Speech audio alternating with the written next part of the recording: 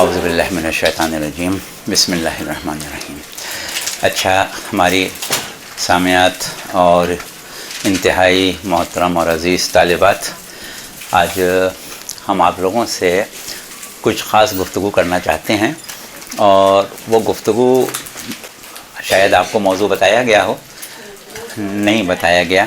خیر، موضوع تقریباً اس طریقے کا ہے کہ آپ لوگ ماشاءاللہ کچھ ذاکرات ہیں اور کچھ انشاءاللہ مستقبل میں بہت ہی مقبول ذاکرات بن کے سامنے آئیں گی۔ تو اب جہاں تک ذاکری کے اصول، ذاکری کے قواعد و قوانین، ذاکری سے متعلق رہنمائی، وہ سب آپ کو کی جاتی رہی اور ابھی انشاءاللہ ہوتی رہے گی۔ اب مجلس میں جو اصل چیز ہوتی ہے وہ بہرحال مصائب ہوتے ہیں، یعنی مجلس کا بنیادی مقصد بہرحال مصائب بیان کرنا ہوتا ہے۔ یہ اور بات ہے کہ دین کی نشر و اشاعت، دین کی تشریح اور دین کی جتنی بھی معلوماتی ہمارے پاس راہیں ہیں، وہ مجلس اس کے لیے بہت مؤثر چیز ہے۔ لیکن یہ ہے کہ مصائب بہرحال ایک اہمیت کے حامل ہیں۔ تو مصائب کو بیان کرنے کے لیے ہمیں کن چیزوں کو دیکھنا چاہیے، کن باتوں پر توجہ رکھنا چاہیے، کن باتوں کو نظر انداز کر دینا چاہیے، اور ہمارے ذہن میں وہ کون کون سی چیزیں ہیں جو مصائب پڑھتے وقت ہونا چاہیے۔ اب دیکھیے، آپ لوگ جس زمانے میں ذاکری کرنے جا رہی ہیں، یہ زمانہ نازک زمانہ ہے اس اعتبار سے۔ بہت سے غلط باتیں، بہت سی دین کے خلاف باتیں، بہت سی ایسی باتیں کہ جو ذاکری کو، ذکر کو اور عقائد کو نقصان پہنچا سکتی ہیں، وہ بھی درمیان میں آ گئی ہیں۔ مائک بند ہے؟ اب کھل گیا؟ یہ تو بند ہو گیا بس۔ تو ان تمام چیزوں کو سامنے رکھتے ہوئے ہم آج آپ لوگوں کو یہ بتانا چاہ رہے تھے کہ آپ لوگوں کے ذہن میں مصائب پڑھتے وقت کیا ہونا چاہیے اور آپ کی زبان پر کون کون سی باتیں آنا چاہیے، کیونکہ بہت سی چیزیں ایسی ہوتی ہیں کہ جو ضروری نہیں کہ آپ زبان سے کہیں، لیکن آپ کے علم میں، آپ کے ذہن میں وہ پس منظر ہونا چاہیے۔ تو اس اعتبار سے ہم نے گفتگو کو تقریباً کوئی 10-12 نکات میں تقسیم کیا ہے، اور ان 10-12 نکات کو ہم ایک ایک کر کے بیان کریں گے۔ ہم نے آپ سے وعدہ کیا تھا کہ آج ہم اس طریقے سے یہاں آپ لوگوں کے سامنے گفتگو کریں گے جیسے مجلس پڑھتے ہیں، اور بالکل پوری مجلس ہوگی، لیکن اس وعدے پر ہم عمل آج نہیں کر پا رہے ہیں۔ اس کی وجہ یہ کہ مواد بہت زیادہ ہے اور وقت کم ہے۔ تو بہت سی چیزیں ایسی ہیں کہ جو ہم صرف اپنی لکھی بھی لائے ہیں، شاید وہ پڑھ کے ہی سنا دیں، اور باقی چیزیں جو ہیں وہ ہم آپ کو سمجھائیں گے۔ تو سب سے پہلی چیز جس کا آپ لوگوں کو ذہن میں خیال رکھنا چاہیے وہ یہ ہے کہ جب آپ کربلا کا تذکرہ کر رہے ہیں، امام حسین کی شہادت کا تذکرہ کر رہی ہیں، امام حسین کے اقدامات کا تذکرہ کر رہی ہیں، تو خود آپ کے ذہن میں یہ بات بالکل واضح ہونا چاہیے کہ کار امامت، اقدام امام ہماری شریعت میں، ہمارے دین میں کیا حیثیت رکھتا ہے۔ اور یہ بات آپ کو معلوم ہے کہ ہمارے عقیدے کے مطابق امام اللہ کی طرف سے رسول کا قائم مقام ہوتا ہے۔ امام اللہ کی طرف سے بعد رسول دین کا رہبر و رہنما ہوتا ہے، زمین پر اللہ کی حجت ہوتا ہے اور معصوم ہوتا ہے، اور اس کے اقدامات جو ہوتے ہیں وہ عین رضا الہی کے مطابق ہوتے ہیں۔ قرآن میں جو آپ پڑھتے ہیں وما تشاؤون الا ان یشاء اللہ، آپ تم کچھ نہیں چاہتے سوائے اس کے کہ جو اللہ چاہتا ہے۔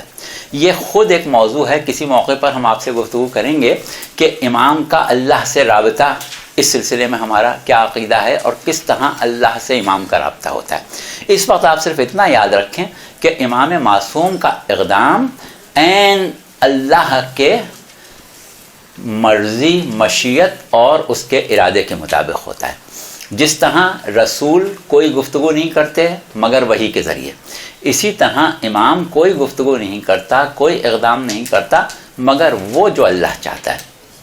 ٹھیک ہے، اچھا، اس سلسلے میں ہمارے پاس احادیث بھی ہیں، اس سلسلے میں ہمارے پاس آیات بھی ہیں، لیکن ابھی فی الحال ہم ان کو نہیں بیان کر رہے ہیں، تھوڑا سا آگے بڑھ رہے ہیں تاکہ سارا میٹر سامنے آ جائے، پھر جو نکات ہیں ان کے اوپر اگر وقت ملے گا تو ایک ایک کے اوپر وضاحت اور دلائل کی ہم بات کریں گے۔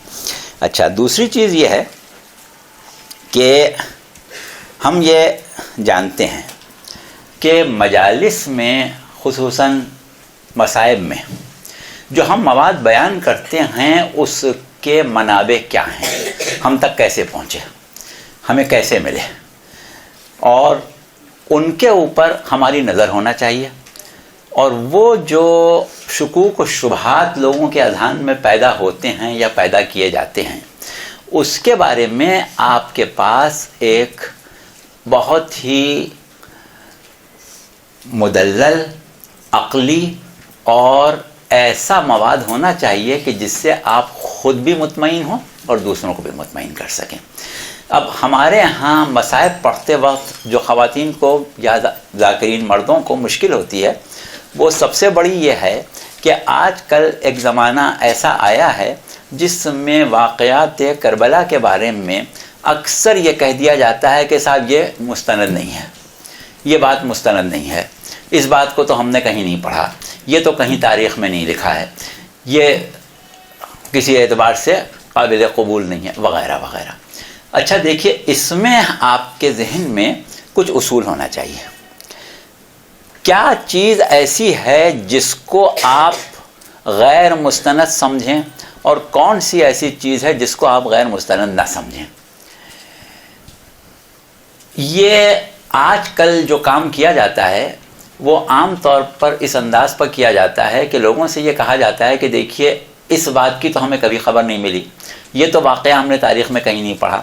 جیسے مثال کے طور پر امام حسین کی کسی بیٹی کے لیے کہا جائے کہ اس کا تو کہیں ذکر ہی نہیں ہے، یا اس نام کی تو بیٹی تھی ہی نہیں، یا اس قسم کی جو چیزیں ہوتی ہیں، یہ اصول کہاں سے آیا؟ عامت المسلمین میں ایک طریقہ ہے کہ کسی بات کا اگر ان کو علم نہیں ہے تو وہ کہتے ہیں کہ اس واقعے کا وجود ہی نہیں ہے۔ ہمارا ایک اصول ہے کہ عدم الوجدانی لیسا بدلیل العدم، کسی بات کا نہ جاننا جو ہے وہ اس کے نہ ہونے کی دلیل نہیں ہے، یہ ہمیشہ ذہن میں رکھیے۔ اب مثال کے طور پر وہ تمام آیتیں کہ جہاں پر اہل بیت کی امامت کا، اہل بیت کی عصمت کا، اہل بیت کی رہبری اور رہنمائی کا تذکرہ قرآن میں ملتا ہے، اس کے اوپر عام مسلمانوں کا رد عمل جو ہے وہ اسی اصول پر ہوتا ہے کہ ہمارے علم میں نہیں۔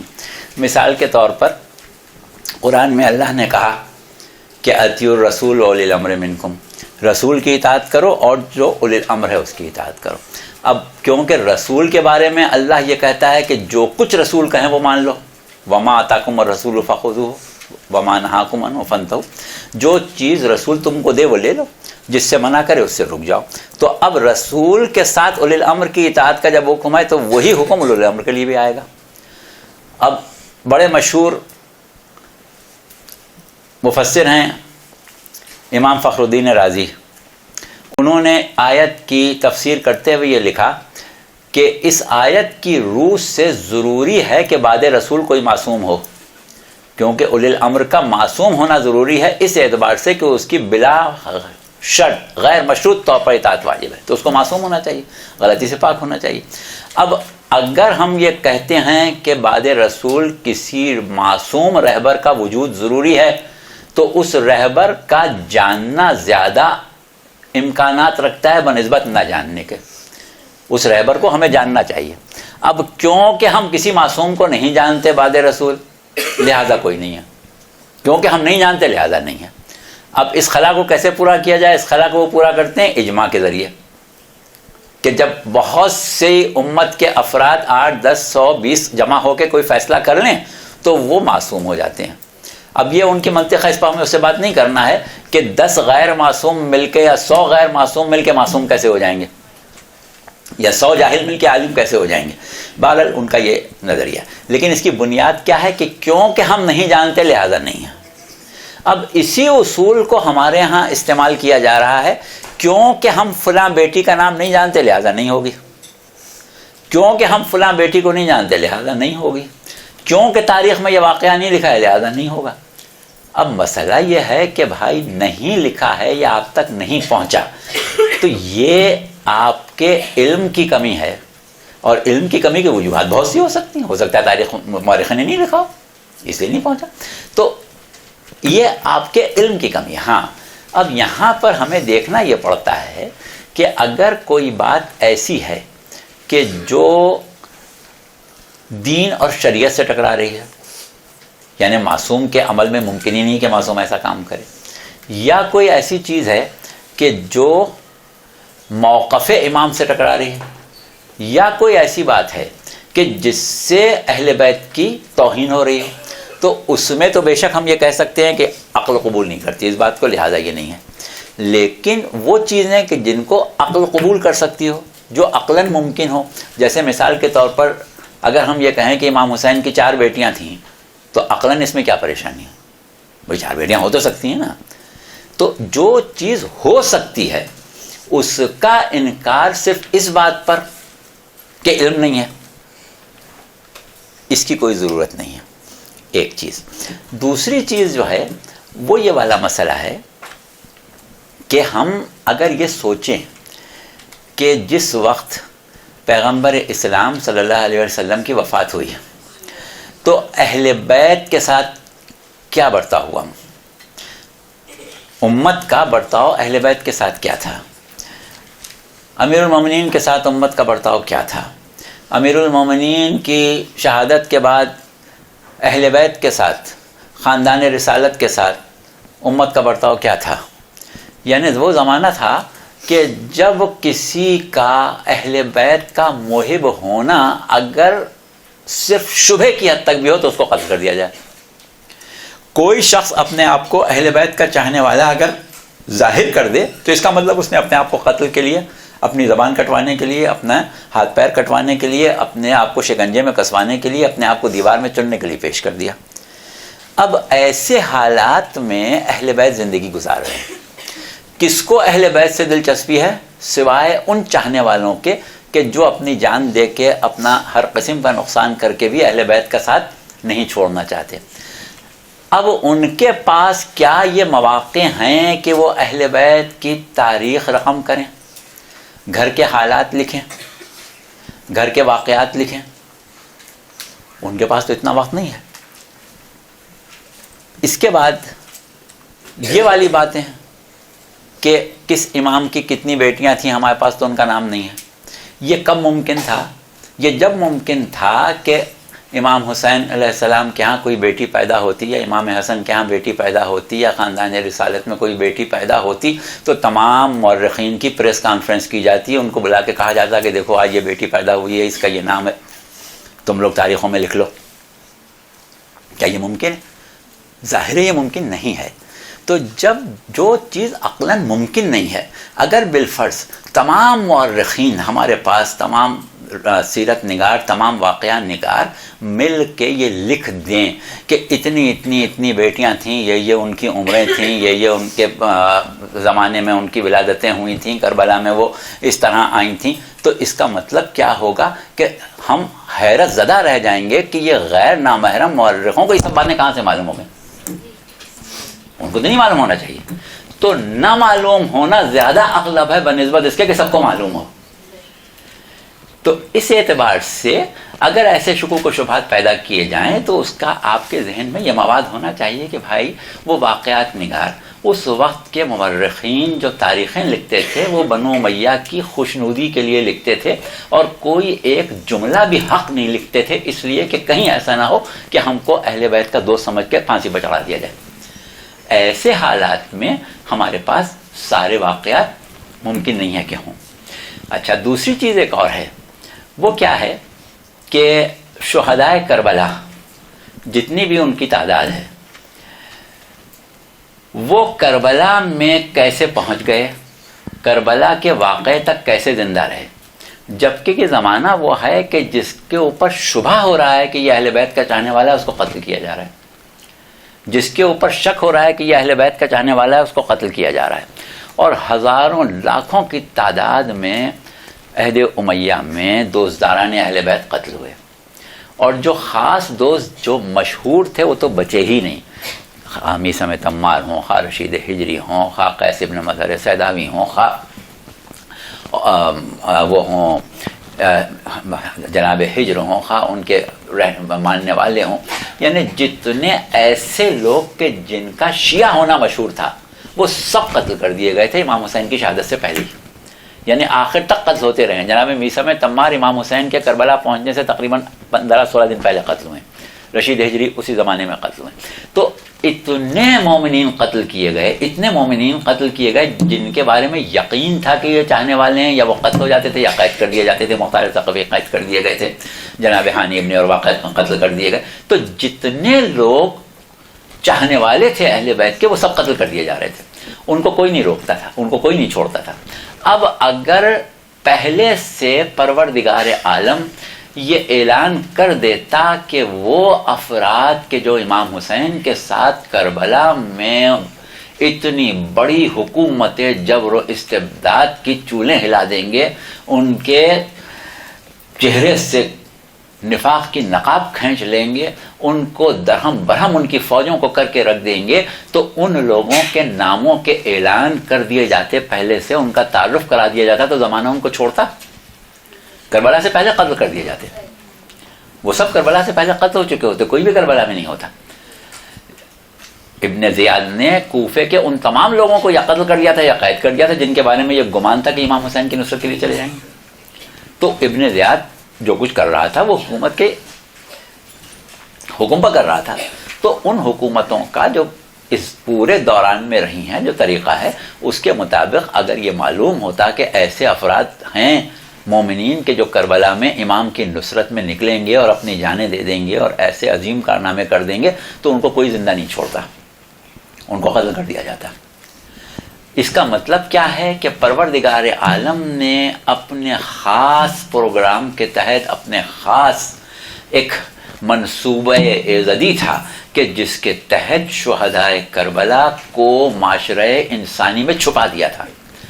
خود لوگوں کو نہیں معلوم تھا کہ ہمارا نام محضر شہادت میں ہے کہ نہیں ہے، سوائے امام معصوم کے کسی کو نہیں معلوم ہوتا تھا، امام نے پہلے سے اعلان نہیں کر دیا تھا۔ کربلا میں شب عاشور تک لوگ پوچھتے تھے کہ مولا ہمارا نام ہے کہ نہیں ہے۔ اس کا مطلب کیا کہ یہ ایک خفیہ چیز تھی، صرف اللہ کو معلوم تھا، حجت خدا کو معلوم تھا۔ تو اللہ نے اور حجت خدا نے محضر شہادت میں موجود افراد کے نام شب عاشور تک محفوظ رکھے۔ روز عاشور جب وہ میدان میں جاتے تھے تو پتہ چلتا تھا کہ ان کا نام ہے، یہ بھی شہید ہونے والے ہیں، یہ بھی شہید ہونے والوں میں ہیں۔ بہت سے ایسے شہداء تھے جن کو خود نہیں معلوم تھا، کہ گمان بھی نہیں تھا کہ ہم آ جائیں گے۔ جناب حر کو کہاں خبر تھی، جناب، اور بہت سے ایسے افراد تھے کہ جن کو نہیں معلوم تھا، عین وقت پر آئے اور شہید ہو گئے۔ تو اللہ جانتا تھا کہ ان کا نام محضر شہادت میں ہے، کسی اور کو نہیں معلوم تھا۔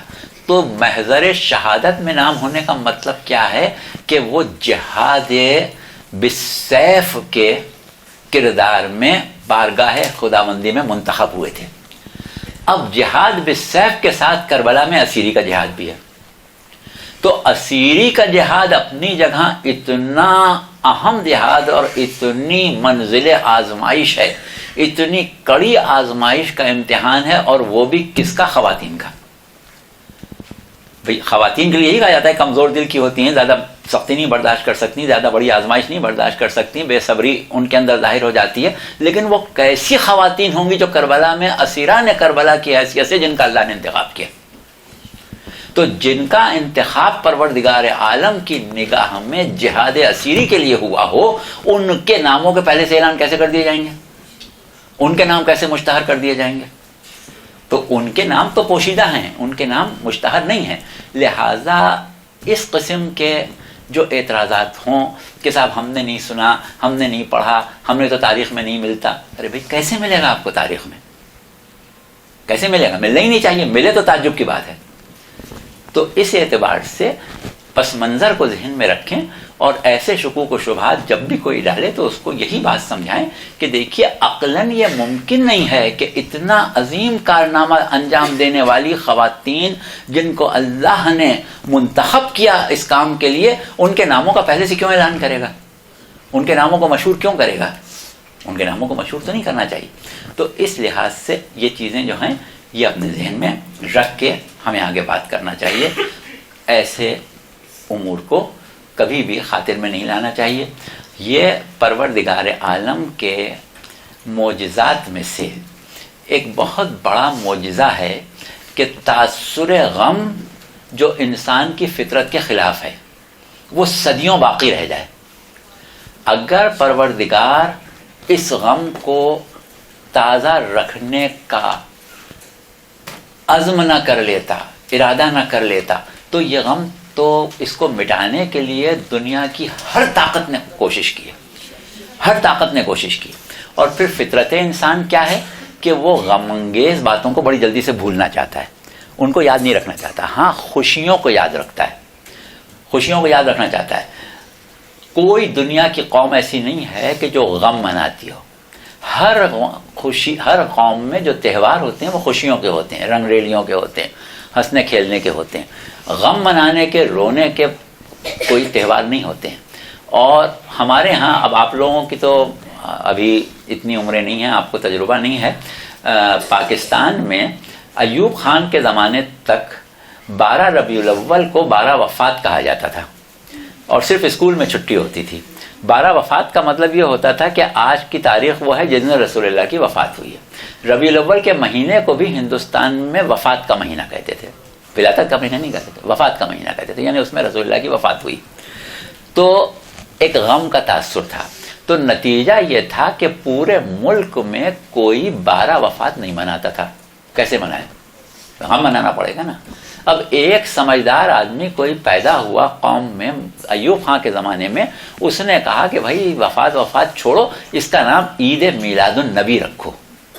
جب عید کا لفظ آ گیا تو اب سب رنگ ریاں نکالنے لگے، سب گھروں سے نکل آئے، سب وہ خوشی کا منانے کا موقع مل گیا، ہر طرف منائی جانے لگی۔ اس لیے کہ خوشی منانا تو بڑا آسان ہے، ارے غم منا کے کوئی دکھائے۔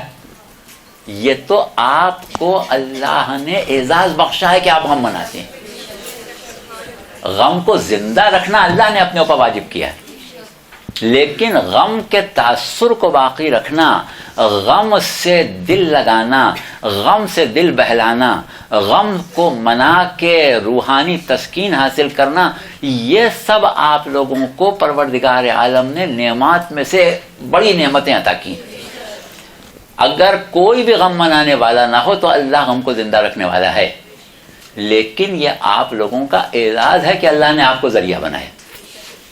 تو غم جو ہے ہمارے لیے، غم حسین، وہ ایک بہت بڑی امانت، بہت بڑی نعمت ہے کہ جو اور کسی کو میسر ہی نہیں ہے۔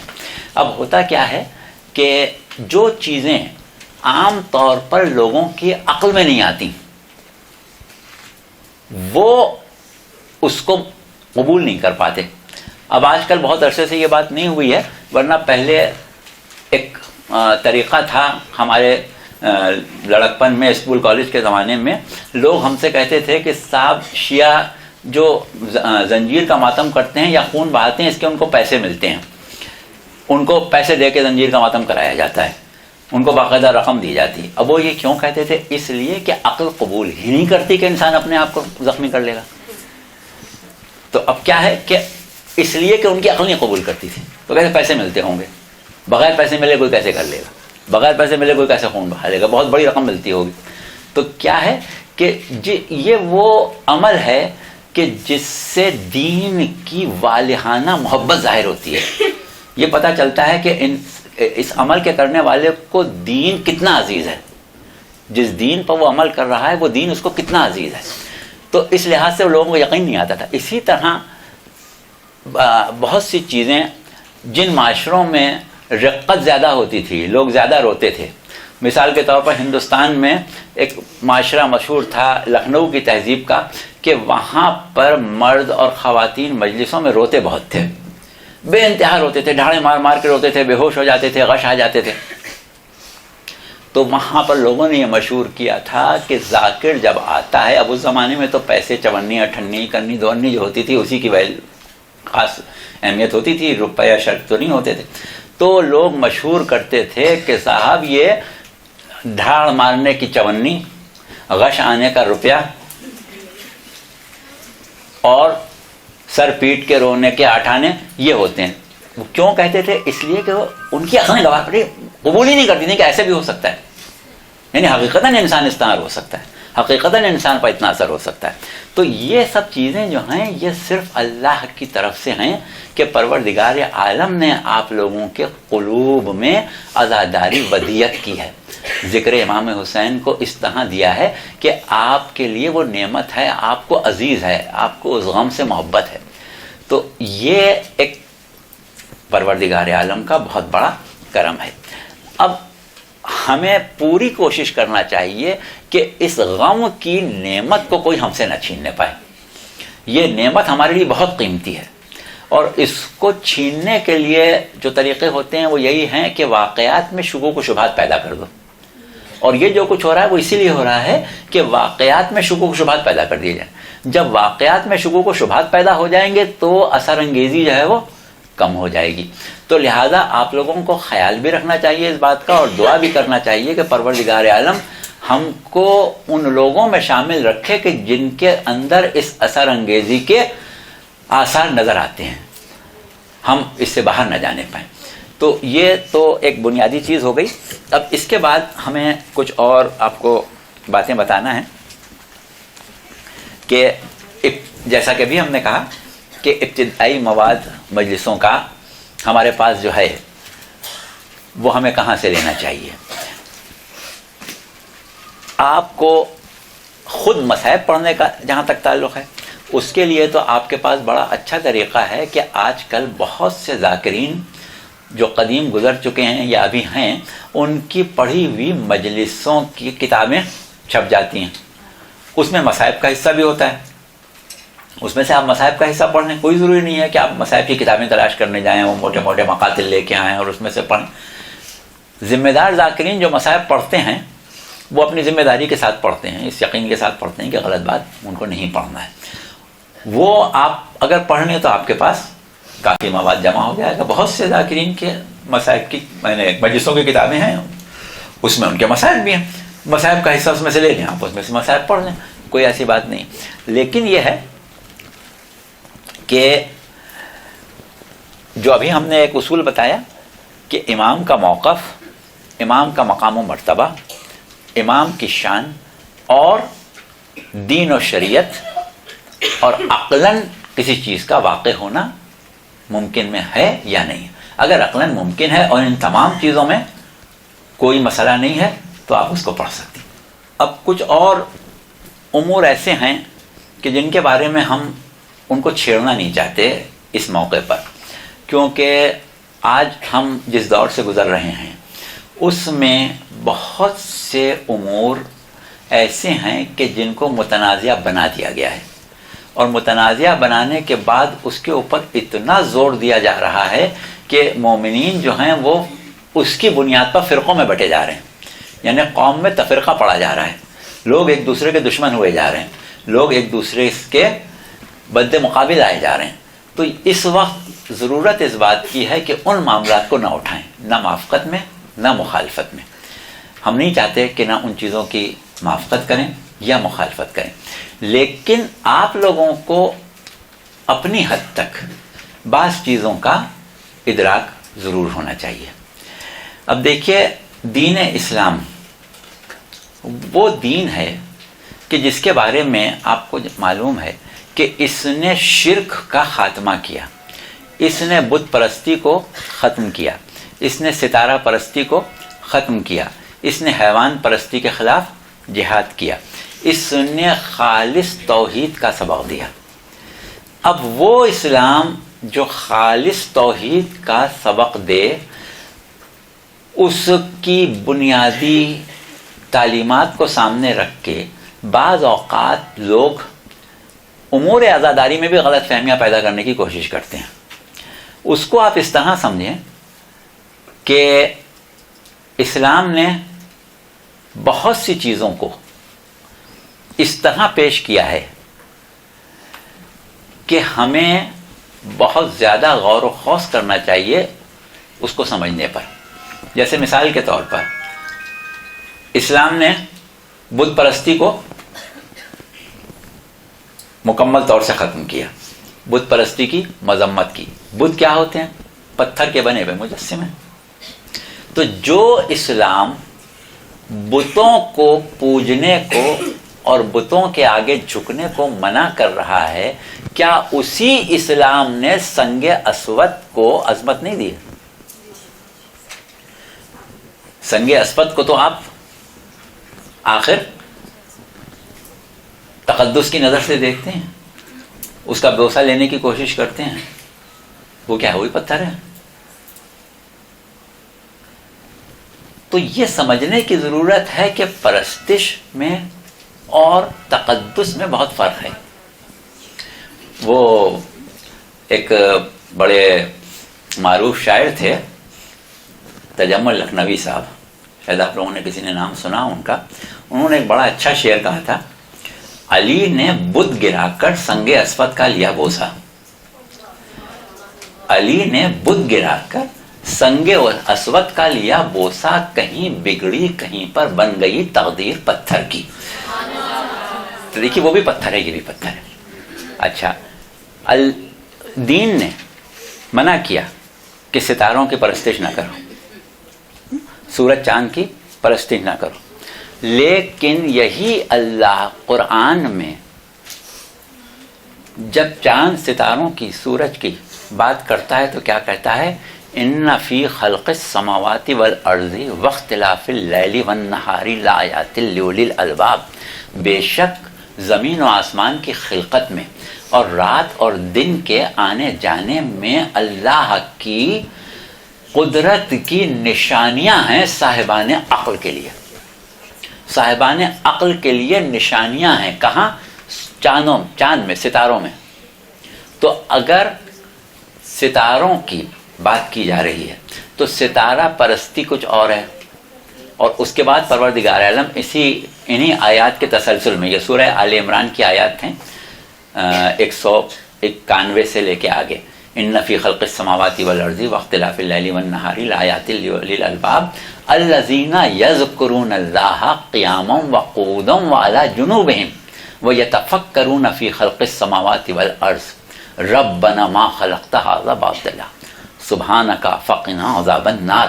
تو کیا ہے کہ کچھ لوگ ہیں جو ستاروں کو سجدہ کر رہے ہیں، ان کو اللہ کہہ رہا ہے مشرک ہیں، بہت بڑا ظلم کر رہے ہیں، بہت بڑی خطا کر رہے ہیں.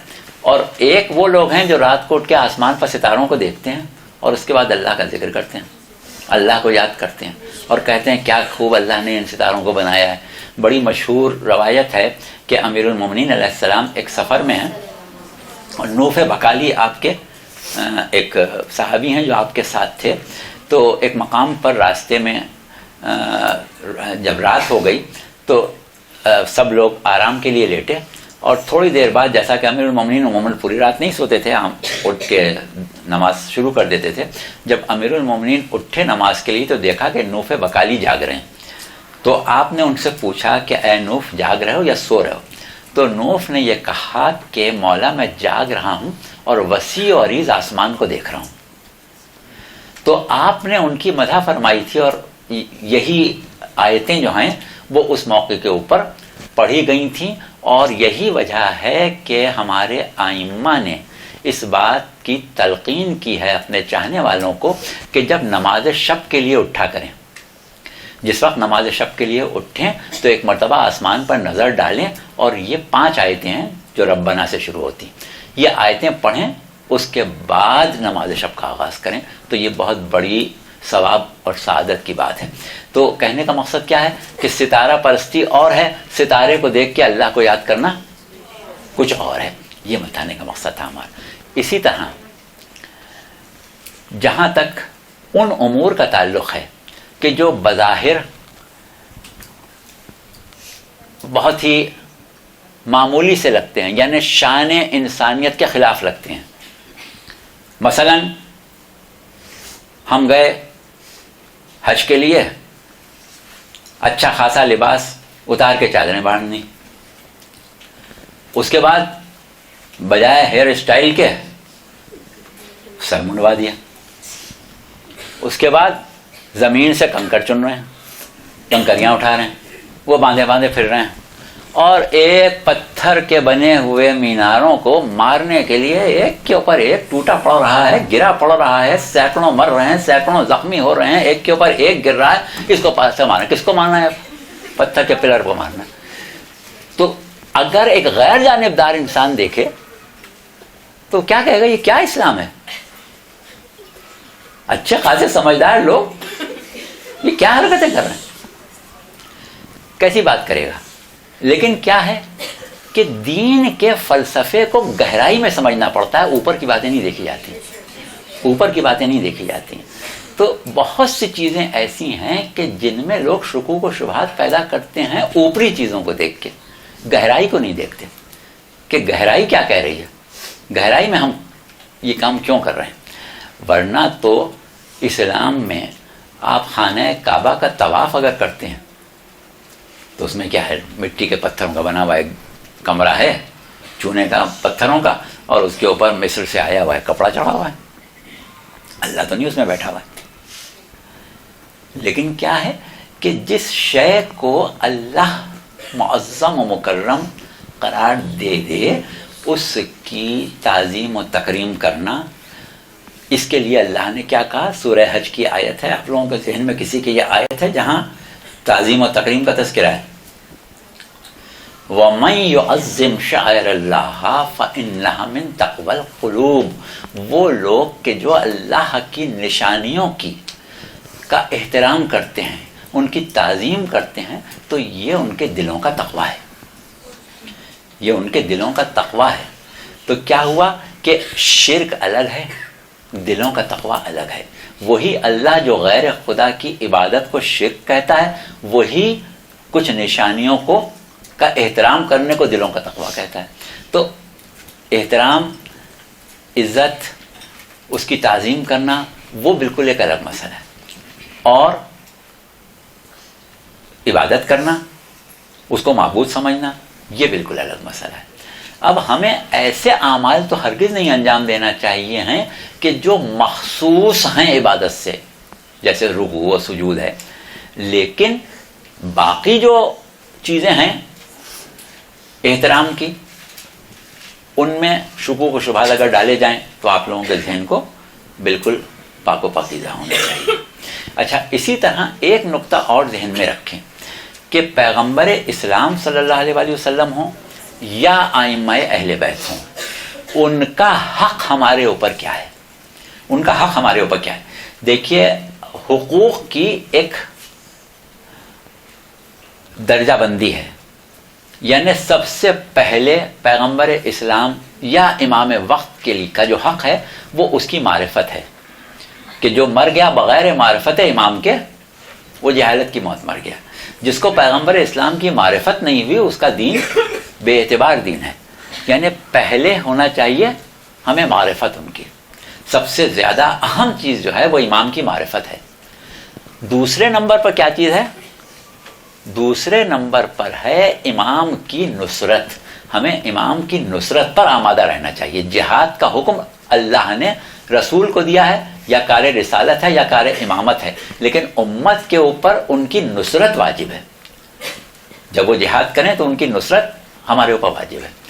अच्छा, तीसरी चीज़ क्या है कि मवद्दत वाजिब है। चौथी चीज़ क्या है कि इत्तिबा और पैरवी वाजिब है।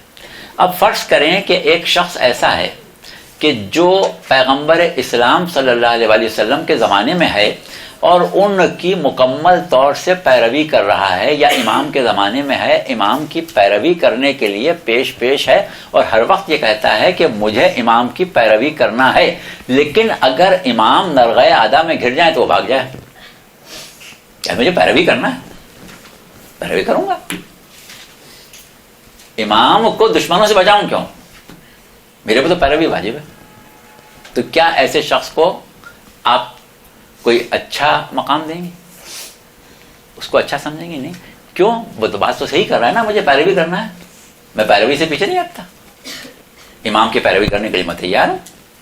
امام جو کام کریں گے میں کر لوں گا, جو امام نے نہیں کیا وہ میں کیوں کروں؟ تو میں امام کو بچاؤں کیوں؟ تو بات یہی ہے کہ وہ اس راز کو نہیں سمجھا کہ پیروی بعد میں ہے, نصرت پہلے ہے. امام کی نصرت تو کرو. اب اگر ہم نصرت امام کے لیے کچھ امور انجام دیں اور اس کے بعد کہیں کہ امام نے نہیں کیا لہذا یہ امام کی پیروی نہیں ہے, تو یہ پھر وہ والی بات آ جاتی ہے کہ ہم پیروی کو تو دیکھ رہے ہیں, نصرت کو نہیں دیکھ رہے ہیں. پیروی سے پہلے نصرت بھی تو امام کی کرنا چاہیے ہمیں. اگر ہم کوئی امر اس لیے انجام دیں کہ ہمارے اس امر کو انجام دینے سے امام کے مقصد کو تقویت پہنچ رہی ہے, تو پھر ہمیں یہ تو نہیں دیکھنا ہے کہ امام نے کیا یا نہیں کیا. دیکھیے اس کو اس طرح دیکھیں, مثال کے طور پر کربلا سے پہلے پیغمبر اسلام کی زندگی میں یا پیغمبر اسلام کے بعد جو باقی دو اماموں کی زندگیاں گزری, امیر المومنین اور امام حسن علیہ السلام کی, یا امام حسین کی بھی باقی 10 سالہ زندگی کربلا سے پہلے, اس میں کبھی ایسا نہیں ہوا کہ کوئی ایسی جنگ ہوئی ہو جس میں شہید ہو جانا لازم ہو. جنگ میں آدمی جاتا ہے میدان میں, کوشش کرتا ہے کہ مخالف کا مقابلہ کرے, اور اس کے بعد یا اس پر غالب آ جائے گا تو اس کو قتل کر دے گا, وہ غالب آ گیا تو یہ قتل ہو جائے گا. طے شدہ بات نہیں ہوتی کہ قتل ہی ہونا ہے. قتل ہونا جو طے ہے وہ صرف کربلا میں طے تھا. یہ ایک الگ موضوع ہے, اس پر کبھی اتفاق آپ سے بات کریں گے کہ قرآن میں کچھ آیتیں ایسی ہیں جن سے یہ بات ثابت ہو جاتی ہے کہ کربلا میں کس طرح کا جہاد واجب تھا. عام جہاد واجب نہیں تھا, کربلا کا جہاد کچھ اور جہاد تھا. تو وہاں پر قتل ہونا ضروری تھا, وہاں زندہ بچ کے نہیں آنا تھا. تو اب جب قتل ہونا ضروری تھا تو ایسی کوئی جنگ رسول اللہ نے نہیں لڑی.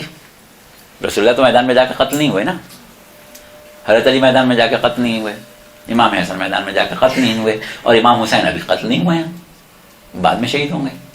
تو اب اصحاب حسین جو میدان میں جا کے قتل ہو رہے ہیں وہ کس امام کی پیروی کر رہے ہیں؟ کس امام کی پیروی میں قتل ہو رہے ہیں؟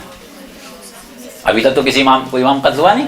اب اصحاب کو چاہیے یہ تھا کہ امام حسین سے کہتے کہ بھائی ہمارے سامنے جو پہلے امام گزرے ہیں ان میں سے کسی نے بھی اس طرح جان نہیں دی ہے, پہلے آپ جا کے قتل ہو جائیے, پھر آپ کی پیروی میں ہم بھی جان دے دیں گے. تو کیا ہے کہ یہ نصرت امام تھی, یہاں پیروی نہیں چلے گی. اب یہ جو کہا جاتا ہے کہ یہ تو امام نے نہیں کیا, تم کیوں کر رہے ہو, یہ امام نے کیا, تو بھائی رسول اللہ کب میدان میں تلوار لے کے نکلے تھے؟ رسول اللہ نے خیبر میں حضرت علی کو کیوں بلایا تھا؟ خود ہی تلوار لے کے دوڑ جاتے, خود نہیں لڑ سکتے تھے. تو کیا تھا کہ وہ مقام رسالت تھا. نصرت رسالت امامت کا فریضہ ہے, اور امامت کی نصرت ہمارا فرض ہے. تو ہمیں امام کے موقف میں مدد کرنا ہے, نہ کہ پیروی کرنے بیٹھ جائیں.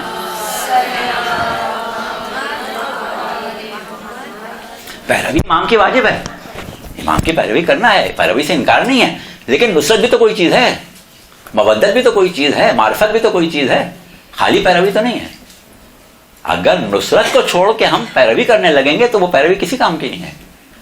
نصرت کریں, امام کی نصرت کے لیے ہمیں کیا کرنا ہے, امام کے موقف کا تحفظ کرنے کے لیے ہم کیا کر رہے ہیں.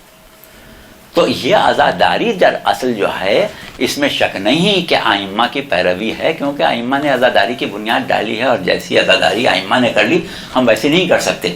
لیکن وہ جو عزاداری ائمہ نے کی وہ کن حالات میں کی, کتنی قدغن تھی ائمہ پر.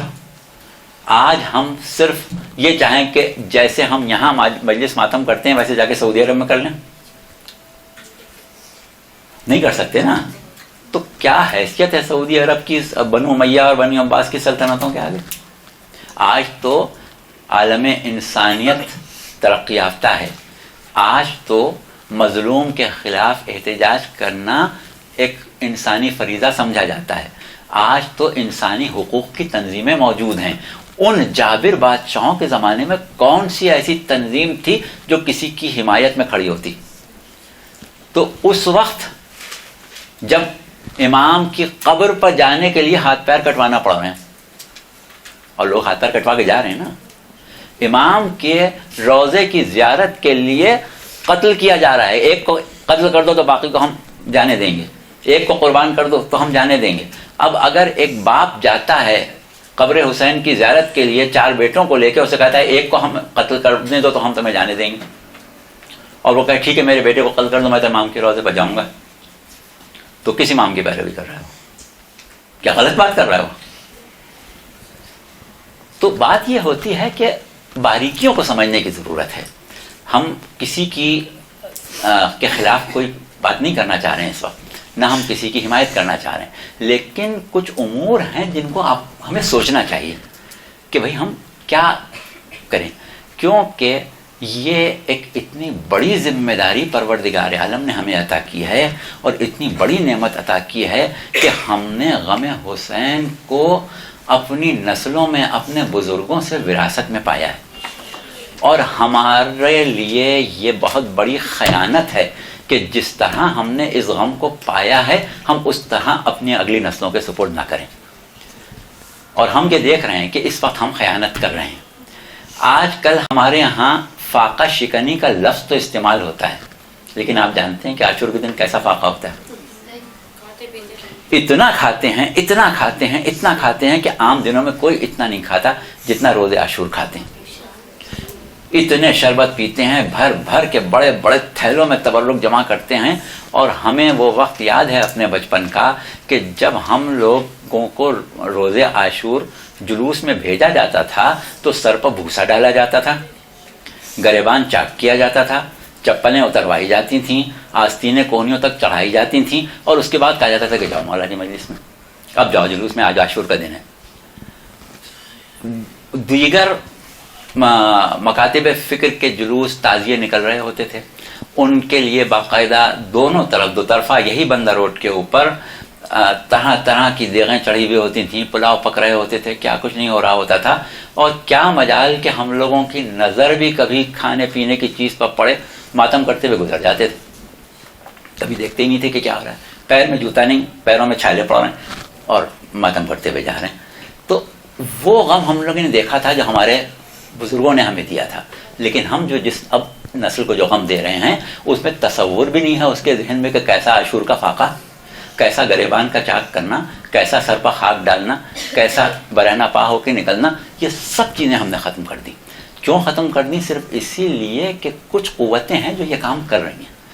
آپ کو نظر و نیاز کے چکر میں اس طرح ڈال دیا کہ ذرائع ابلاغ کے اوپر 80 من کی دیغیں دکھائی جا رہی ہیں روز عاشور کہ جو پک رہی ہیں اور بٹ رہی ہیں اور نظر و نیاز ہو رہی ہے، اور لوگ کہہ رہے ہیں تو مولا کے نام پر ہے، جتنا چاہو کھاؤ، چھین کے کھاؤ، لوٹ کے کھاؤ. تو بھائی یہ مولا کے نام پر چھیننا جو ہے، لوٹنا جو ہے، یہ کب ہے ائمہ کی تعلیمات میں؟ جو ائمہ کی تعلیمات نہیں ہے وہ تو ہم کر رہے ہیں. اور جو نصرت امام میں ہمیں اقدام کرنا چاہیے، ہماری عزاداری نصرت امام ہے. امام کے زمانے میں، ائمہ کے زمانے میں ایسے حالات نہیں تھے کہ امام گریبان چاک کر کے سینہ کو بھی کرتے ہوئے چوراہے پر آ جائیں یا اپنے چاہنے والوں کو لے کے آ جائیں. لیکن ہمارا موقف امام پہ کی تو نصرت کرنا ہے ہمیں. تو موقف امام کی نصرت میں ہمیں یہ ساری چیزیں کرنا ہے کہ ان کے ذکر کو زندہ رکھنے والا تو اللہ ہے. ہم یہ دعویٰ نہیں کر سکتے کہ ہم زندہ رکھنے والے ہیں، لیکن اس کو زندہ رکھنے کے لیے ہم اس میں شکوک و شبہات نہ پیدا ہونے دیں، اس کی اثر انگیزی کو ہم نہ ختم ہونے دیں.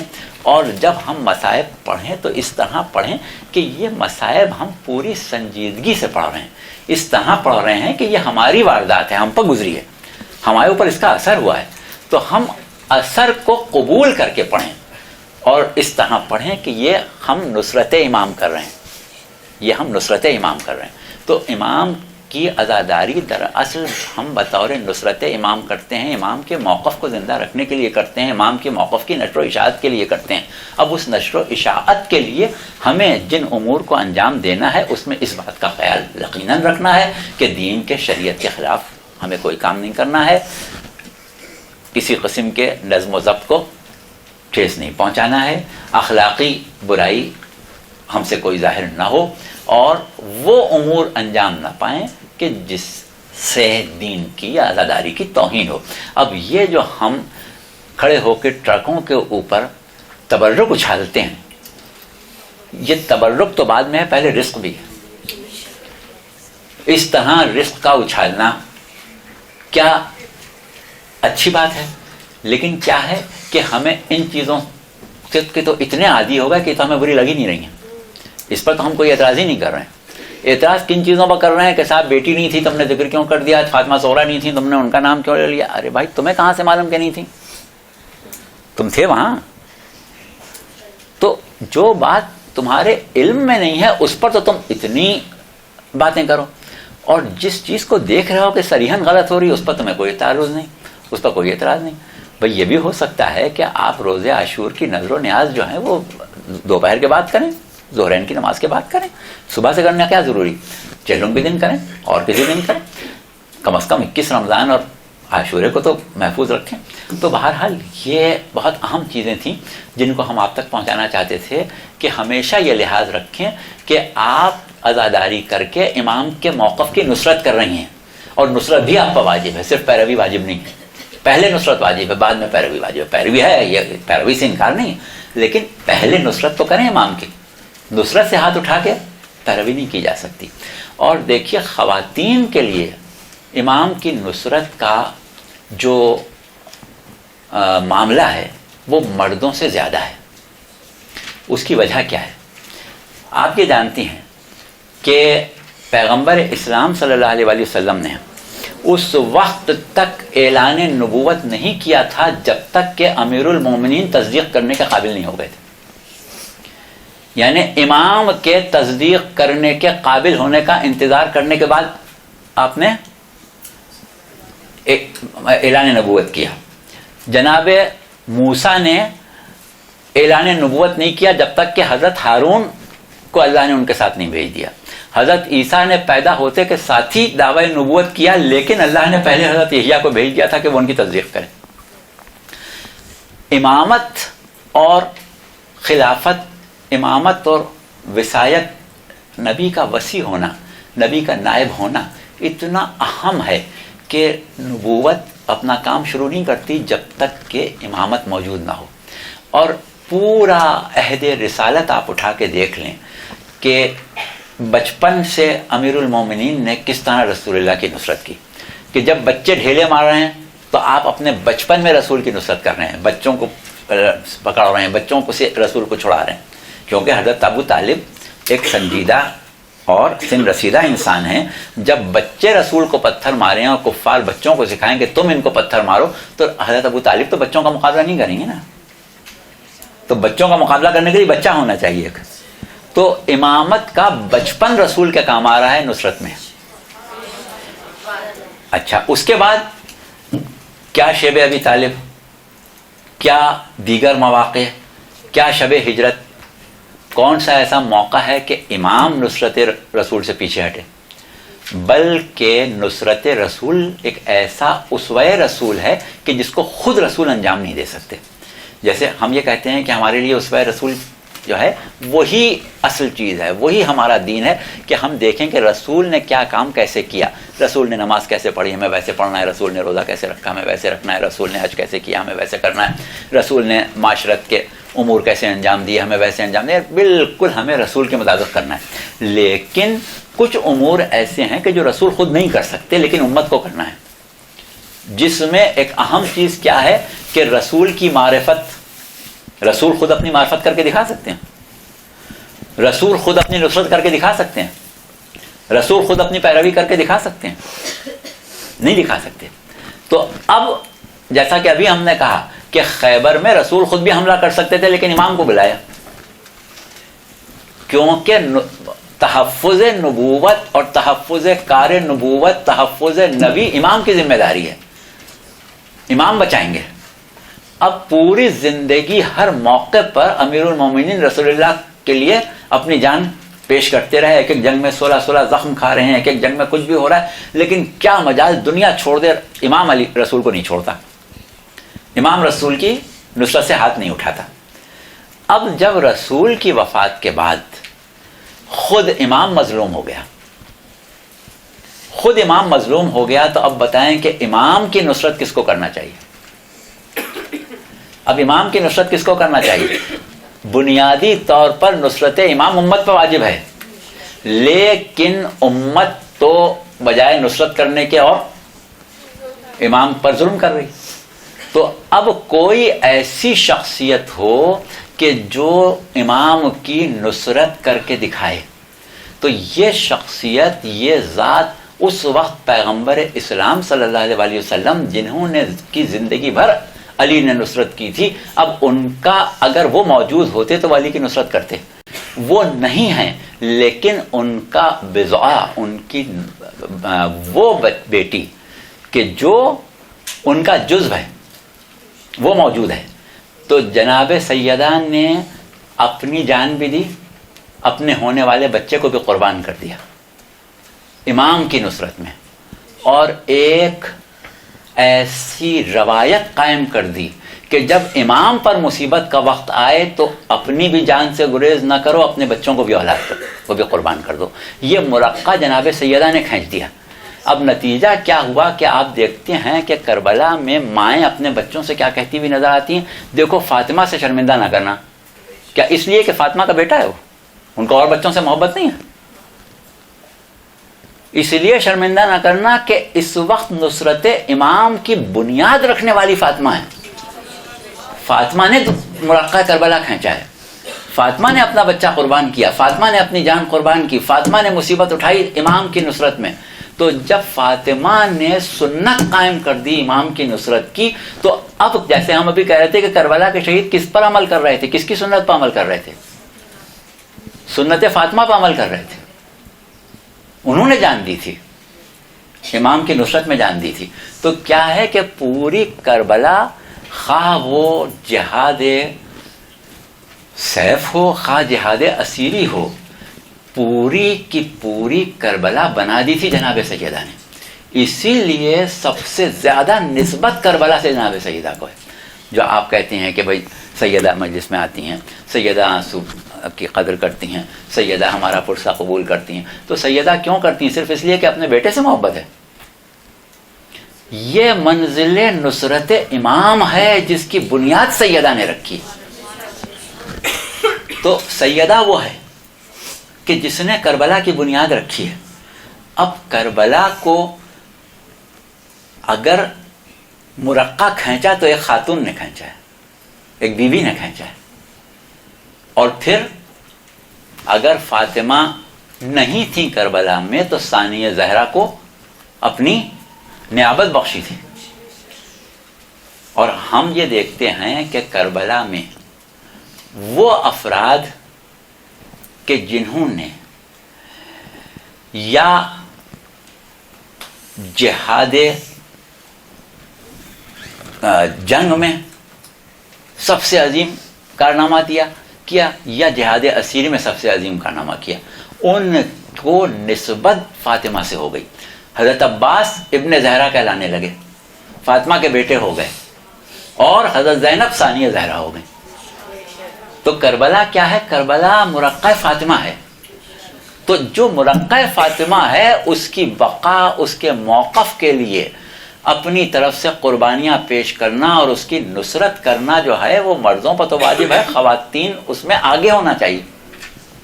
اور حقیقت بھی ہے، یہ ہم دیکھتے ہیں کہ ہمارے معاشرے میں جتنی خواتین کی مجلسیں ہوتی ہیں اتنی مردوں کی نہیں ہو پاتی، اور جس طرح خواتین ہر مجلس میں پہنچ جاتی ہیں مرد نہیں پہنچ پاتے، اپنی مصروفی کی وجہ سے نہیں پہنچتے یا جو بھی وسائل ہیں، مگر اس طرح مرد عزاداری میں حصہ نہیں لے پاتے جیسے خواتین لیتی ہیں. تو خواتین جو ہیں وہ رونق ہیں عزاداری کی.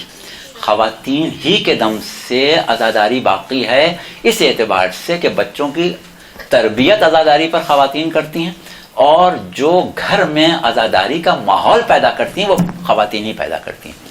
تو اب وہ ماحول عزاداری کا پیدا کرتے وقت آپ سے کوئی کہے کہ نہیں صاحب یہ تو امام نے نہیں کیا، یہ تو فلاں نے نہیں کیا، آپ نہ سوچیں. ہمیشہ یہ سوچیں کہ ہم امام کی نصرت میں کیا کر سکتے ہیں، امام کے موقف کو زندہ رکھنے کے لیے ہم کیا کر سکتے ہیں. تو امام کے موقف کو، امام کی جو ایک صحیح ہے اس کے اثرات کو باقی رکھنا. اور یہ ایک اہم بات ہے کہ جتنی اثر پذیری کربلا میں ہے وہ اثر پذیری عالم انسانیت کے کسی واقعے میں نہیں ہے، کہ صدیوں نسلیں متاثر ہوتی چلی جا رہی ہیں.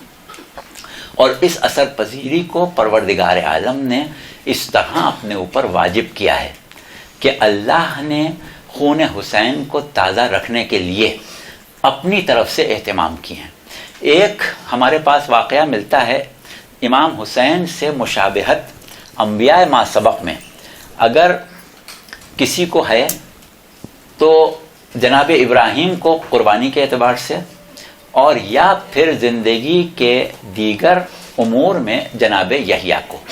حضرت یحییٰ بھی اسی طرح زندگی گزار رہے تھے جیسے امام حسین نے بچپن سے گزاری، بڑے عبادت گزار، جہاں بچپن میں اللہ نے کہا تھا کہ ہم نے ان کو بچپن میں حکمت عطا کی تھی، اتنے عبادت گزار تھے کہ گھر سے جب والدین کو نظر نہیں آتے تھے اور والدین ڈھونڈتے ہوئے صحرا میں جاتے تھے تو سجدے میں پاتے تھے، اور جب سجدے سے بچے کو گود میں اٹھاتے تھے تو جہاں سے اٹھاتے تھے وہاں پوری زمین آنسوؤں سے تر ہوتی تھی۔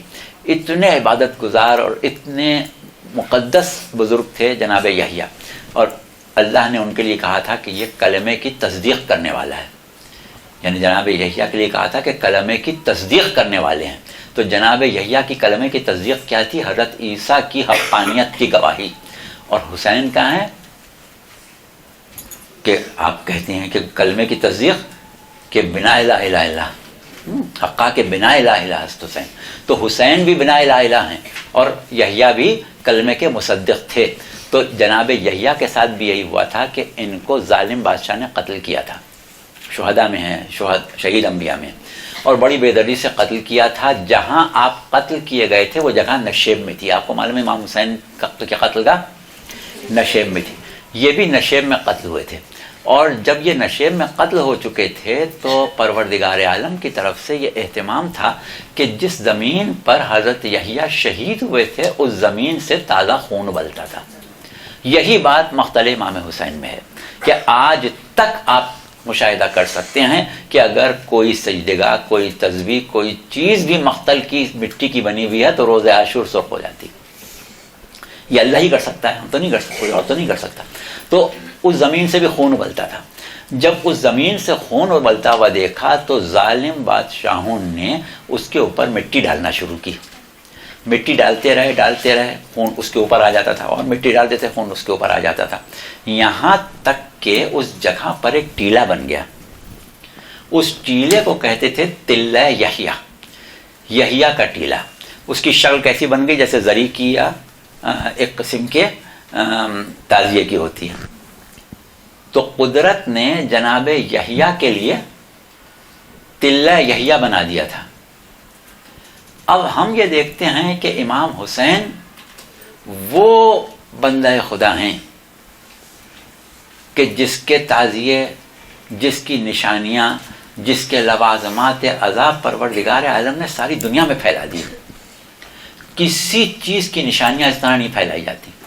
اور پھر ہم یہ دیکھتے ہیں کہ کیا اپنے کیا پرائے، سب کی مرادیں ان چیزوں پر آتی ہیں، سب کے گھروں میں خوشیاں ان چیزوں کے صدقے میں آتی ہیں، اور پھر ان چیزوں سے ہمیشہ ہر زمانے میں اتنی کرامات اور معجزات ظاہر ہوتے رہتے ہیں کہ کیا مسلمان، کیا غیر مسلم، ہندوستان کی اگر ہم تاریخ اٹھا کے دیکھیں تو ہندوستان میں تعزیہ داری اور عزاداری میں ہندو راجاؤں مہاراجاؤں نے بہت بڑا حصہ لیا ہے، اور اس کی وجہ یہی ہے کہ ان کو اس میں کوئی ایسی بات نظر آئی جو کہیں اور نظر نہیں آئی۔ اور ہمارے بعض علماء نے باقاعدہ کتابیں مرتب کی ہیں اس سلسلے میں کہ ہندو راجاؤں کی عزاداری میں کیا کیا چیزیں بنیاد بنی، وہ اس وقت تو نہیں بیان کر سکتے ہم، لیکن ایسے واقعات ہوئے کہ جس کی وجہ سے انہوں نے تعزیہ داری کو باقی رکھا ہے۔ تو آج بھی ہم یہ دیکھتے ہیں کہ عزائے امام حسین جو ہے وہ پروردگار عالم کا ایک ایسا معجزہ ہے کہ جس کو ہم کسی اور جگہ اس کی مثال نہیں دے سکتے۔ اب ایک چیز تھی جو یہاں پر ذرا سا علمی موضوع سے اونچی ہو جائے گی، اس لیے یہاں ہم اس کو نہیں بیان کر رہے ہیں، حالانکہ ہم لائے تھے وہ نوٹس بیان کرنے کے لیے۔ ایک جگہ ایک سیمینار میں ہم سے ایک مفتی نے یہ سوال کیا تھا کہ آپ کہ جب ان لوگوں پر کوئی بات آتی ہے جن کو آپ اپنا ہیرو سمجھتے ہیں، جیسے جناب زید شہید ہیں یا حضرت مختار ثقفی ہیں یا اور اس قسم کی شخصیات ہیں، ہم ان کو کسی ایسی روایت آپ کی بیان کرتے ہیں کہ جس سے ان کا مقام و مرتبہ جو ہے وہ نہیں رہتا جو آپ چاہتے ہیں ظاہر کرنا، تو فوراً آپ علم حدیث، علم درایت و روایت کو لے کے آ جاتے ہیں، علم الرجال کو لے کے آ جاتے ہیں، اور آپ ثابت کر دیتے ہیں کہ یہ روایت جو ہے یہ غلط ہے۔ اور اگر ہم کربلا کے بارے میں کہتے ہیں کہ یہ روایتیں غلط ہیں، یہ واقعات غلط ہیں، تو آپ اس کو قبول نہیں کرتے، کہتے ہیں نہیں ہم اس کو نہیں مانتے، ہم یہاں پر ان باتوں کو نہیں مانتے۔ تو یہ دو آپ کے موقف کیوں ہیں، ایک موقف کیوں نہیں ہے؟ تو خیر ہم نے اس کو بلایا تھا کہ ہمارے گھر پہ آنا تو ہم بیٹھ کے بات کریں گے، تو ہم نے پورا ایک مقالہ اس سلسلے میں لکھا ہوا ہے کہ کربلا اور علم درایت، یعنی حدیثوں کو پرکھنے کا علم، روایات کو پرکھنے کا علم جو ہے، اس کا کربلا سے کیا تعلق ہے، کیوں ہم اس کو کہاں قبول کرتے ہیں کہاں قبول نہیں کرتے۔ لیکن یہ کہ یہاں پر ہم آپ لوگوں کے سامنے اس کو نہیں بیان کریں گے، کیونکہ وہ پھر ذرا سا ایک معیار اس کا اونچا ہو جاتا ہے۔ تو مگر کہنے کا مقصد یہ ہے کہ ہمارے لیے کربلا تاریخی واقعہ ہے یا ایک زندہ حقیقت ہے، ہمیں پہلے یہ فیصلہ کرنا پڑے گا۔ ہمارے لیے کربلا زندہ حقیقت ہے یا تاریخی واقعہ ہے؟ اگر کربلا ہمارے لیے تاریخی واقعہ ہے تو ہم اس کو اسی صف میں رکھیں گے جس میں دیگر واقعات رکھتے ہیں۔ لیکن اگر کربلا ہمارے لیے زندہ حقیقت ہے، ہمارے لیے کربلا ایسا ہے جیسے ہمارے گھر کی بات ہے۔ یعنی ہم اکثر لوگوں سے کہتے ہیں کہ بھائی تم تو کربلا کو تاریخ میں پڑھتے ہو، ہم تو کربلا کو اپنے دل میں دیکھتے ہیں، اپنے گھر میں دیکھتے ہیں، ہمارے تو گھر کی بات ہے کربلا، باہر کی نہیں ہے۔ تو ہم زیادہ بہتر جانتے ہیں کربلا کو، ہمیں واقعہ تاریخ سے نہیں نکالنا ہے، ہمیں تو کربلا کو بحیثیت زندہ حقیقت دیکھنا ہے، اور ہم کربلا کی زندگی کو محسوس کرتے ہیں۔ تمہارے پاس وہ حس نہیں ہے، تم نہیں محسوس کر سکتے، لیکن ہم محسوس کرتے ہیں کربلا کو، ہم کربلا کو زندہ محسوس کرتے ہیں۔ تو لہذا ہمارے لیے جب کربلا زندہ ہے تو پھر زندہ ہے، اور ہمیں شکوک و شبہات میں پڑھنے کی قطعاً ضرورت نہیں ہے۔ ہم اس کو اسی طرح سمجھتے ہیں کہ جس طرح پروردگار عالم نے اس کو ہمارے لیے ایک زندہ مثال بنایا ہے۔ پیغمبر اسلام صلی اللہ علیہ وسلم کے جو معجزات ہیں ان میں اور دیگر انبیاء کے معجزات میں ہر جگہ یکسانیت ہے سوائے دو معجزات کے، یا سی سمجھیں کہ تین معجزات کے۔ ایک معجزہ یعنی جیسے رسول اللہ کا شق القمر کا معجزہ، یا رسول اللہ کا چاند کے سورج کے پلٹانے کا معجزہ، یا ستاروں کو اتارنے کا معجزہ وغیرہ وغیرہ جتنے بھی ہیں، وہ ایسی ہیں جیسے حضرت موسیٰ کے معجزے، جیسے حضرت عیسیٰ کا معجزہ اس وقت ہو گیا، اب اس کے کوئی آثار تو باقی نہیں ہیں۔ لیکن ایک معجزہ قرآن کہ جو ہمیشہ سے زندہ ہے اور زندہ رہے گا، ایک معجزہ قیام امامت، کہ امامت ایک ایسی چیز ہے کہ جس سے رسول کی خاتمیت زندہ ہے، اور تیسری چیز جو ہے وہ اثر انگیزی کربلا ہے، کہ کربلا کی اثر انگیزی صدیوں سے باقی ہے، یہ رسول اللہ کی حقانیت کا معجزہ ہے۔ اگر رسول اللہ کے دعوی نبوت میں حقانیت نہ ہوتی تو آج کربلا مر چکی ہوتی۔ کربلا کا زندہ رہنا آپ کی حقانیت کی دلیل ہے۔ تو جو شے رسول کی حقانیت کی دلیل ہے، اللہ اس کو کبھی ختم نہیں ہونے دے گا، اس کو ہمیشہ اللہ باقی رکھے گا۔ اور یہی وجہ ہے کہ یہ معجزات، یہ کرامات جو ظاہر ہوتی ہیں، یہ لوگوں کی جو مرادیں آتی ہیں، یہ لوگوں کے دل جو مائل ہوتے ہیں، یہ لوگوں کے قلوب جو اس کو سن کے پگھل جاتے ہیں، یہ پروردگار عالم کا اہتمام ہے کہ بقائے عزا اور اثر انگیزی ذکر حسین باقی رہے۔ تو یہ اثر انگیزی ذکر حسین کی بقا اللہ نے رکھی ہے، اور اس سلسلے میں ہمارے بعض علماء نے ایک خاص نظریہ پیش کیا ہے۔ وہ نظریہ یہ ہے کہ لوگوں نے، امت نے بعد رسول کے اوپر یہ الزام اور اتہام لگایا کہ رسول نے اپنے بات کے لیے کسی کو نائب یا کسی کو جانشین مقرر نہیں کیا، جبکہ اللہ یہ کہتا تھا کہ اگر تم نے ایسا نہیں کیا تو گویا کار رسالت ہی انجام نہیں دیا، لیکن یہ الزام رسول پر لگایا گیا، اور پھر اس کے اوپر لوگ اس طرح قائم رہے کہ نہ صرف الزام لگایا بلکہ جن کو رسول نے بنایا تھا ان کے قتل کے در پہ رہے، ان کو بھی قتل کیا، ان کے چاہنے والوں کو بھی قتل کیا، ان کے ماننے والوں کو بھی قتل کیا، اور آج تک کر رہے ہیں، اور ان کو صرف ان کے مقام سے گرا کے چین نہیں لیا، ان کی زندگیاں بھی لے لیں، 9 کو زہر سے شہید کر دیا، 2 کو تلوار سے شہید کر دیا، اور اس کے بعد اس پر ترا یہ کیا کہ جس دن خاندان رسالت کو تاراج کیا اس دن کو عید قرار دیا، اس میں بھی کمی نہیں کی۔ اب ایسی صورت میں پروردگار عالم کو اس حقانیت کے باقی رکھنے کے لیے 2 کام کرنا پڑے۔ ایک تو یہ کام کرنا پڑا کہ 12ویں امام کو تحفظ کے لیے غیبت میں بھیج دیا، ورنہ ان کو بھی نہیں چھوڑتے۔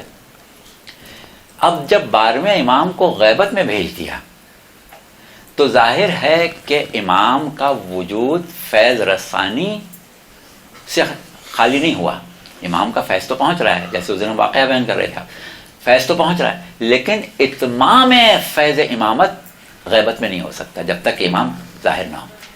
تو اتمام فیض کی جو کمی ہے اس کو اللہ نے ایسے پورا کیا کہ امام حسین کے ذکر کو، ان کی عزا کو، ان کے اقدام کو زندہ کر دیا تا قیامت۔ یہ ایک نظریہ ہے ہمارے بعض علماء کا، اس کے اوپر بڑی تفصیلی گفتگو ہے، ہم صرف اس کا لب لباب بیان کر رہے ہیں کہ اس اعتبار سے یہ جو ہم عزاداری کرتے ہیں، جو ذکر امام حسین کرتے ہیں، جو ذکر عزا کو زندہ رکھنے کی کوشش کرتے ہیں اور اس کو امام کی نصرت سمجھ کے کرتے ہیں، اس کو دین کی نصرت سمجھ کے کرتے ہیں، تو یہ ہمارے لیے بہت بڑا اعزاز ہے، اور اس کی بقا جو بہرحال اللہ کی طرف سے ہے، ہمیں اس نے صرف اس کا ظاہری ذریعہ بنایا ہے، وہ اس اتمام فیض کی کمی کو پورا کرتا ہے۔ اتمام فیض کی جو کمی ہے اس کو عزاداری امام حسین پوری کرتی ہے۔ تو اب آپ سوچیں کہ یہ اتنی اہم چیز ہے تو دشمن کی نظریں اس پر کیوں نہیں ہوں گی؟ دشمن کی نظریں اس کے اوپر اسی لیے ہیں، دشمن اسی لیے چاہتا ہے کہ یہ ختم ہو جائے، دشمن اسی لیے چاہتا ہے کہ اس میں کچھ شکوک و شبہات پیدا ہو جائیں، دشمن اسی لیے چاہتا ہے کہ عزادار فرقوں میں بٹ جائیں، دشمن اسی لیے چاہتا ہے کہ عزادار ایک دوسرے کو مارنے کھڑے ہو جائیں۔ تو اب یہ سب چیزیں جو ہیں ان کا مقابلہ ہمیں سمجھداری سے کرنا ہے۔ ہم چاہیں کہ خود میدان میں آ جائیں اور کسی کی حمایت شروع کر دیں، کسی کی مخالفت شروع کر دیں، اس سے نتیجہ اچھا نہیں نکلے گا، مقصد حل نہیں ہوگا۔ مقصد کب حل ہوگا کہ ہم اس کی تازگی، اس کی اثر پذیری کو زندہ رکھیں۔ جتنا آپ غم کو اس طرح تازہ رکھیں جیسے کہ ائمہ نے ہمیں غم کو تازہ رکھنے کی تلقین کی ہے اور خود جس طرح غم کو تازہ رکھا ہے، اگر ہم اس طرح غم کو تازہ رکھیں گے انشاءاللہ تو پھر آپ جو مصائب پڑھتی ہیں، جو گفتگو کرتی ہیں، جو واقعات کربلا بیان کرتی ہیں، اس میں خود بخود اثر انگیزی جو ہے وہ باقی رہے گی، کیونکہ آپ کا اپنا بھی تجربہ ہوگا کہ اگر ایک ذاکر یا ذاکرہ خود اس کے اوپر آثار غم طاری نہیں ہوئے ہیں، وہ خالی مصائب چیخ چیخ کے پڑھ رہا ہے یا پڑھ رہی ہے، تو اس کا محفل پر کوئی اثر نہیں ہوتا، لیکن خود اس کے اوپر اثر ہوا ہو تو پھر باقی لوگوں پر اثر ہوتا ہے۔ اور خود آپ پر اثر کب ہوگا کہ جب آپ کے اذہان شکوک و شبہات سے بالکل پاک ہو جائیں۔ تو یہ جو آج کل شکوک و شبہات پیدا کیے جا رہے ہیں، اس سے خودارہ بچنے کی کوشش کریں، اور یہ سوچیں کہ جو واقعات آپ تک پہنچے ہیں وہ اگر عقلاً اور موقف امام کے مطابق، شریعت اسلامیہ کے مطابق ممکن ہے تو بس اس کو مان لیں، اس میں پھر مین میخ نہ نکالیں اور اس کو قبول کر لیں۔ اب ہم مثالیں یہاں پر نہیں دینا چاہتے کیونکہ لوگوں نے بعض چیزوں کو ہی ہدف بنا لیا ہے، تو جن چیزوں کو ہدف بنایا ہے ٹھیک ہے، نہیں نام لیتے ہم اس کا، نہیں اس پر بات کرتے، لیکن جو کچھ ہم نے اس وقت آپ سے بات کی ہے اگر اس کو آپ بالکل اپنے ذہن میں رکھ لیں تو جتنی باتیں لوگ کر رہے ہیں ان سب کا جواب آپ کے پاس ہے، کوئی چیز ایسی نہیں ہے جس کا جواب آپ کے پاس نہیں ہے کہ ہر چیز کا جواب آپ کے پاس آ گیا، ہر بات۔ بہت سے امور ایسے ہیں کہ جو عالم اسلام میں رائج ہیں، لیکن دوسرا کرتا ہے تو اس پر اعتراض نہیں ہوتا، آپ کرتے ہیں تو اس پر اعتراض ہوتا ہے۔ شبیہیں بنانا، کسی چیز کو کسی چیز کی شبیہ بنانا، آپ پر اعتراض ہوتا ہے کہ صاحب یہ تو نہیں ہے اسلام میں۔ لیکن ہمارے ہاں پورے عالم اسلام میں اور خاص طور سے آپ کے شہر میں جتنے زور و شور سے اور جتنے اہتمام سے عید الاضحیٰ یا عید الضحیٰ منائی جاتی ہے اور کہیں نہیں منائی جاتی۔ اب جتنے جانور آپ لے کے آتے ہیں ان جانوروں کو کیا سمجھ کے ذبح کرتے ہیں؟ جو گوسفند حضرت ابراہیم نے ذبح کیا تھا اس کی شبیہ بنا کے ذبح کر دیتے ہیں کہ وہ تو ہم نہیں ذبح کر سکتے، اس کی شبیہ بنا لی۔ اب دیکھیں یہاں پر بھی وہی بات ہے کہ اگر ایک ہندو گائے کا احترام کر رہا ہے گاؤ ماتا کہہ کے تو وہ غلط ہے، لیکن اب اگر آپ نے گائے خریدی ہے قربانی کے لیے تو آپ اس کے گلے میں ہار بھی ڈال رہے ہیں، آپ اس کو دہلا بھی رہے ہیں، اس کا احترام بھی کر رہے ہیں، اس کو مار بھی نہیں رہے ہیں کہ کیوں؟ یہ اس گوسفند کی شبیہ ہے جس کو حضرت ابراہیم نے ذبح کیا تھا۔ تو ہزاروں جانور ایک جانور کی شبیہ بنا کے ذبح کر دیے جاتے ہیں، اور کسی جانور کو کسی جانور کی شبیہ بنانا تو بنیادی طور پر پھر اس میں تو کوئی برائی نہیں ہوئی۔ تو اس طریقے سے بہت سی ایسی چیزیں ہوتی ہیں کہ جن کو ضروری نہیں ہے کہ آپ زبان سے نکالیں یا کسی کو سمجھائیں یا بتائیں، لیکن جب شکوک و شبہات آپ کے سامنے ڈالے جائیں تو آپ کے ذہن میں مواد ہو، اس سے بچاؤ کا مواد ہو۔ بہت سے امور جو ہم عزاداری میں انجام دیتے ہیں وہ ہیں جو ان کے انجام دینے کی وجہ یہ ہے کہ وہ کربلا میں نہیں ہوئے۔ یعنی کربلا میں پانی نہیں تھا تو ہم کیا کرتے ہیں؟ لوگوں کو پانی پلاتے ہیں، سبینے لگاتے ہیں تاکہ وہاں کی پیاس یاد آئے۔ کربلا میں کھانا نہیں تھا، ہم حاضری کر دیتے ہیں، لوگوں کے فاقے توڑوا دیتے ہیں۔ اس کا مطلب یہ تو نہیں کہ کربلا میں کھانا تھا، یا ہم پانی پلاتے ہیں تو اس کا مطلب یہ تو نہیں کربلا میں پانی تھا۔ اسی طریقے سے کربلا میں امام حسین کا سویم نہیں ہوا، کربلا میں امام حسین کا 40واں نہیں ہوا، کربلا میں شہدائے کربلا کے جنازے نہیں اٹھے۔ تو جنازے نہیں اٹھے اس لیے ہم کہتے ہیں لا تابوت اٹھا لو۔ سویم نہیں ہوا اس لیے ہم نے کہا ہم سویم کر لیں، 40واں نہیں ہوا اس لیے ہم نے کہا 40واں کر لیں۔ تو جو بھی امور ہم انجام دیتے ہیں وہ اس لیے دیتے ہیں کہ وہاں نہیں ہوئے، اس لیے نہیں کہ وہاں ہوئے تھے۔ تو جو امر ہم اس لیے کر رہے ہیں کہ وہاں نہیں ہوا تھا وہ اسی لیے کر رہے ہیں کہ وہاں نہیں ہوا تھا۔ تو یہ تمام چیزیں جو ہیں وہ ایسی ہیں کہ ان کو ہی بنیاد بنا کے شکوک و شبہات پیدا کیے جاتے ہیں۔ تو یہ آپ لوگ خدا را اپنے ذہن میں نہ پیدا ہونے دیں۔ اور اس کے بعد ہمارے پاس وقت شاید کم رہ گیا، خیر ہے ابھی 20 منٹ ہیں تو ہاں 5 بج گئے ہیں تو آپ لوگ تھک گئے ہیں۔ ہاں ویسے ہم نے 5 منٹ تو لیے ہیں آپ کے، اور لیکن یہ کہ اگر زیادہ دیر ہو گئی تو چھوڑ دیتے ہیں۔ کل اچھا بات تھک گئی تو چھوڑ دیں۔ نہیں، بات یہ ہے کہ کل تو نہیں ہوگی ہماری کلاس، اور یہ ہمیں اندازہ تھا کہ ہم جتنی باتیں کرنا چاہ رہے ہیں اس کا ہمیں وقت نہیں ملے گا، اسی لیے ہم نے بعض چیزیں نوٹ کر کے لائے تھے، لیکن ایک نوٹ بک بھی ہمیں نہیں کھول سکے، صرف جو ترتیب دی تھی وہی والی کھولی ہے۔ تو اب اس سے آپ سوچیں کہ بیان تو بہت کچھ کرنا تھا۔ اب وہ تو پھر دیکھیں جیسا موقع ہوگا کر لیں گے، اب اس وقت آپ لوگ تھک گئی ہیں بھارت جی۔ سر آپ نے کہا کہ جو مجالس کی بکس ہیں بڑے ذاکرین مگر اس میں 10 محرم تک کے مسائل زیادہ تر ہوتے ہیں، جیسے حضرت امام زین العابدین کے نہیں ہوتے، بیوی کے مسائل نہیں ہوتے کہ ذاکرین کے اشروں کی مجالس۔ صحیح کہا آپ نے کہ ہاں ذاکروں کی جو اشروں کی مجلسیں ہوتی ہیں اس میں اسیری کے مصائب عام طور پر آپ کو نہیں مل پاتے ہیں۔ ویسے یہ ہے کہ ایسی بھی بعض جو عشرہ ثانی کی مجالس ہیں اس میں مل جائیں گے، اور اس کے بعد پھر باقی چیزیں جو ہیں وہ آپ چہلم کے مصائب بھی ہاں کم ملتے ہیں۔ تو بہرحال اس کے لیے پھر بے شک یہ ہے کہ آپ کو بعض کتابیں دیکھنا پڑیں گی، ان کو آپ دیکھ لیں۔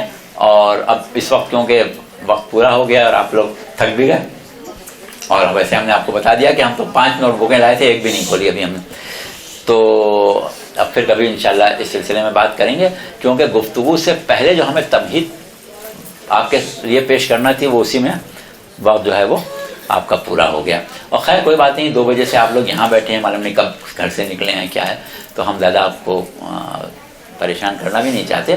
لیکن یہ ہے کہ جتنی گفتگو ہم نے کر لی, ہم خود تو نہیں سمجھتے کہ یہ کافی ہو گئی. البتہ اتنا ضرور ہوا ہے کہ اس تمہید سے آپ لوگوں کی فکر کی راہیں جو ہیں وہ انشاءاللہ ضرور کھل جائیں گی. تو پھر انشاءاللہ کسی موقع پر مزید گفتگو کریں گے. اور یہ موضوع تشنا رہ گیا, لیکن یہ بھی نہیں ہوا کہ آپ کو کچھ نہیں ملا, آپ کو بہت کچھ ماشاءاللہ سے مل گیا ہے. تو بس اب آپ لوگ صلوات پڑھ لیں, ہمیں اجازت دے دیں. اور